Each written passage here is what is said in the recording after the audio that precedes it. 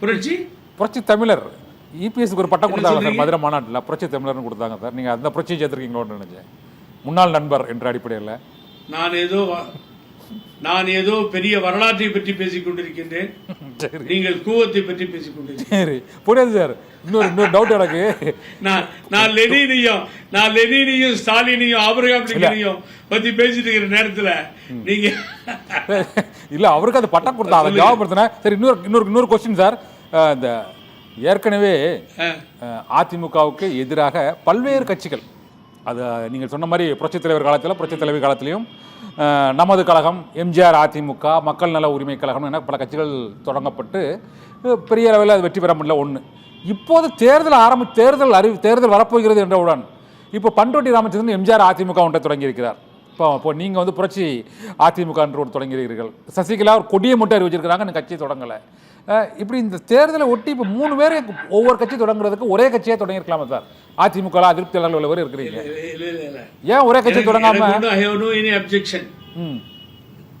நல்லா கேளுங்க, அண்ணன் பண்ருட்டியாரை பொறுத்தவரை நான் மதிக்கக்கூடிய ஒரு தலைவர். அவர் புரட்சி தலைவர் எம்ஜிஆரால் போற்றப்பட்டவர், ஐநா சபைக்கு அனுப்பப்பட்டவர், அண்ணாவை பார்த்தவர், பேசியவர், பழகியவர். ஆனா எத்தனையோ திராவிட இயக்க தலைவர்களோடு இருந்தவர். பாமகவில் ஜெயிச்சு வெற்றி பெற்று யானையிலே வந்தவர். அதற்கு பின்னாலே தேமுதிகவிலே அவைத்தலைவராக இருந்தவர். அண்ணன் ஓபிஎஸ் அவரை அரசியல் ஆலோசகராக ஏற்றுக்கொண்டு அங்கே கொஞ்ச நாள் எங்களோட இருந்தார். இதெல்லாம் உண்மைதான். அவர் யாரையோ இப்பொழுது வந்து புகழ்ந்து பேசுவது சரியாக தெரியவில்லை. அப்படிப்பட்ட தலைவர்களை புகழ்ந்து பேசியவர் ஏன் இப்படி ஒரு முடிவெடுக்கிறார் என்பது எனக்கு தெரியாது. ஆனால் என்னுடைய முடிவை நீங்க கேட்டீங்க. இப்ப சசிகலா பத்தி சொன்னீங்க. அவர்கள் திடீர்னு செங்கோட்டையை பத்தி பேசுறாங்க. அந்த ஜெயிலிலே நான் அது பிணை கொடுத்தது புகழேந்தி, 11 வருட காலம் ஓடாடியது புகழேந்தி, 3 வருட காலம் இந்த சிறையை சுற்றி வந்தது புகழேந்தி. ஆகவே அப்படிப்பட்ட புகழேந்தி எல்லாம் அவர்கள் மறந்து விட்டார்கள். நான் பிணை கொடுத்து நான் மாத்திரமில்லை, ஒரு ராஜீவ், ராஜேந்திரன், லட்சுமிபதி என்றெல்லாம் கொடுத்தோம். அவர்களெல்லாம் மறந்து விட்டு அவர் ஏதோ சொல்லிட்டு இருக்காங்க. அப்ப நடந்தது, இப்ப நடந்தது, அவருடைய கணவர் என்னெல்லாம் என்னிடத்தில் பேசினார் என்பது எனக்கு தான் தெரியும். ஆகவே சரி, ரைட்டு சொன்னாங்க, கட்சி ஆரம்பிச்சாங்க, அம்மா சின்னம்மா பண்ணாங்க. 3-4 நாளா ஒண்ணுமே காணுமே. நீங்க அங்க அறிவிச்சிட்டு வந்துட்டு பேர சொல்லாம கொடி ஆட்டிட்டீங்க. வந்துட்டீங்கன்னா கொடியாட்டுறதுக்கு முன்னாடி விசில் அடிக்குது இல்ல சவுண்டு, அப்புறம் தானே கொடியாற்றணும். ஆகவே இங்க திமுக தாவைக்கா என்கின்ற களம் ஏற்பட்டு விட்டது. ஆகவே அவர்கள் ஒரு நல்ல கேள்வியை கேட்டீங்க. அவர்கள் எல்லோரையும் சேர்க்க வேண்டும் என்று சொன்னால் யார் யாருன்னு தெரியாதவங்களோட உட்காந்து பேசிட்டு உட்காந்துட்டு இருக்காங்க. ஆகவே என்ன அரசியல் என்பது எனக்கு புரியவில்லை கண்ணன். ஆனால் என்னை பொறுத்தவரை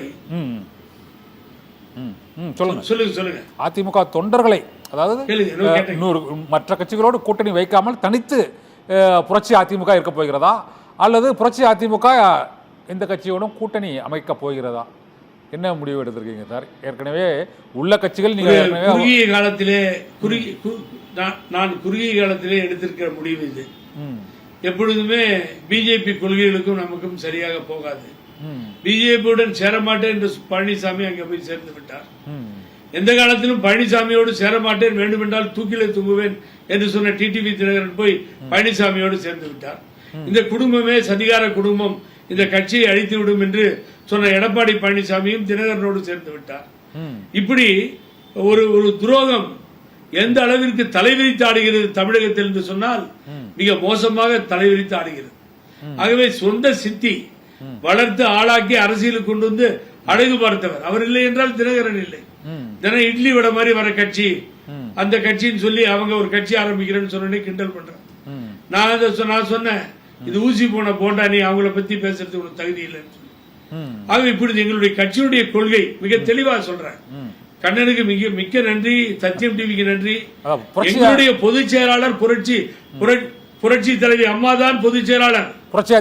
அந்த பதவி நிரந்தரமான அம்மாவுக்கு நிரந்தரமான பதவி என்று சொல்லி தீர்மானத்தை நிறைவேற்றி அதை தூக்கி எரிந்துவிட்டு தன்னை பொதுச் செயலாளர் என்று சொல்லிக் கொண்டிருந்த பழனிசாமி தான் எங்களுடைய பொது எதிரி அரசியலை.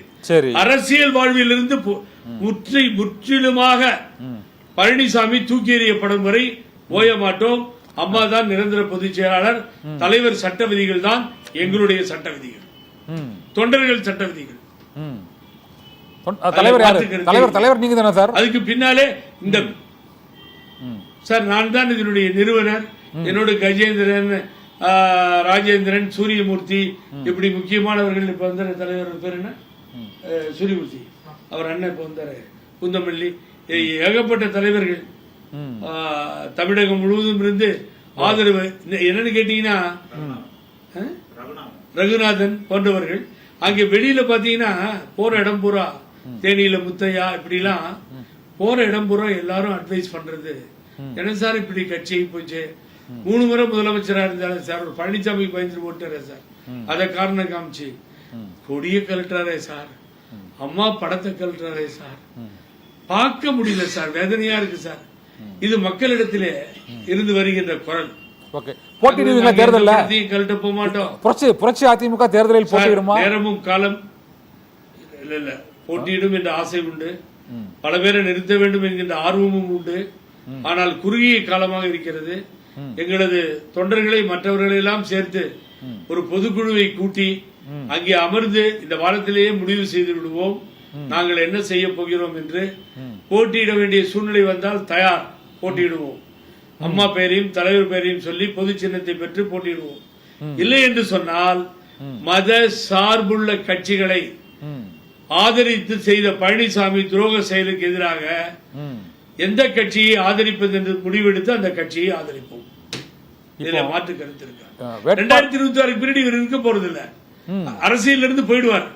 அதுபடி கட்சி நம்ம கிட்ட தானே வரும், நம்ம தான் இந்த இயக்கம் இருக்கும். ஆகவே இந்த இயக்கத்தை விட்டு வெளியிலே போய்விட்டால் திமுகவே விரும்பாது சார். முதல்வரே யோசனை பண்ணுவார், ஒரு திராவிட இயக்கம் மாறி மாறி இருந்ததே, தேசிய கட்சிகள் உள்ள வர பாக்குதே அப்படின்னு. ஒரு உதாரணம் சொல்றேன் கேளுங்களேன். OS தோட்டத்து வாசப்படியிலே வந்து பிஜேபியினுடைய தலைவர்கள் கை கட்டி நின்ற காலங்கள் உண்டு, உங்களுக்கு தெரியும். அம்மா 4 சீட்டு கொடுங்க, 5 சீட்டு கொடுங்கன்னு. முதல் பிஜேபிக்கு MP சீட் கொடுத்தது அம்மா தான், பாமக கொடுத்ததும் அம்மா தான், எதிர்கட்சி தலைவராக தேமுதிக தலைவரை பண்ணதும் அம்மா தான். இப்படி வரலாற்று சிறப்பு மிக்க தலைவி அடுத்தவர்களுக்கு கொடுத்து அழகு பார்த்தார். சொந்த கட்சிக்காரர்களை MP-யாக மற்றவர்களாக்கி அழகு பார்த்தார். ஆனா இன்னைக்கு தெருவில் அலைகிறார் சார். NDA ஆபீஸுக்கு போய் சீட்டு ஷேர் பண்றார். பழனிசாமியுடைய கெதி எந்த அளவிற்கு போயிருக்கிறது என்பதை அங்கே இருக்க தொண்டர்கள், நிர்வாகிகள் புரிந்து கொள்ள வேண்டும். ஆனால் திராவிட முன்னேற்ற கழகம் போலியே உட்கார்ந்த இடத்துல தீர்மானம் செய்து சென்னையிலேயே முடிவு செய்து அறிவிக்கிறார்கள், காங்கிரசுக்கு இவ்வளவு சீட்டு தான் சொல்லி. ஆகவே இந்த தலைவர் முதல்வர் போகவில்லை. நீங்க நினைச்சு பார்க்கணும். நேற்று ஆரம்பித்த கட்சி ஆரம்பித்த விஜய் கூட தந்தை பெரியாரையும் பேரறிஞர் அண்ணாவையும் புரட்சி தலைவர் எம்ஜிஆரையும் கொண்டாடும் போது அந்த படத்தை எல்லாம் தூக்கி எறிந்து விட்டு RSS கூட்டத்தில், இந்து முன்னணி கூட்டத்தில் கலந்து கொள்வது, அவர்கள் பின்னாலே போவது, மேடையிலே அம்மா படமும் தலைவர் படமும் இல்லாமல் இவர் பழனிசாமி படத்தை போட்டுக் கொள்வது, இதெல்லாம் தாங்க முடியுமா சார் தொண்டர்களால? சார், தமிழகத்தில் இருக்கின்ற அதிமுக தொண்டர்கள், அம்மா வழிவந்த தொண்டர்களுக்கு பொது எதிரி பழனிசாமி தான்.